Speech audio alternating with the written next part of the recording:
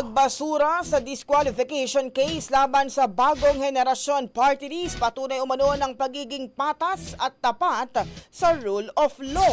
Brigada Haji Caaminio, ibrigada mo. Brigada Live Report. Nagpasalamat si Bagong Henerasyon Party List Representative Bernadette Herrera sa Commission on Elections matapos nitong ibasura ang disqualification case laban sa kanila.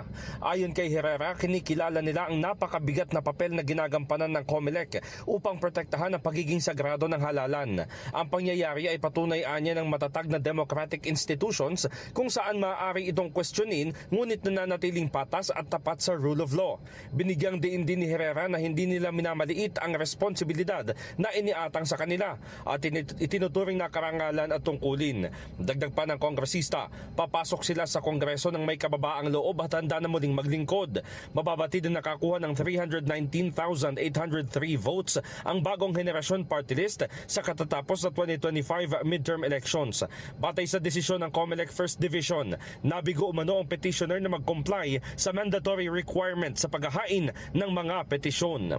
In the heart of changing lives, ako si Brigada Haji Caaminio ng 105.1 Brigada News FM Manila, The Music and News Authority. Ang bahaging ito ay hatid sa atin ng NutriCleanse Herbal Capsule. Linis tiyan, sexy tiyan.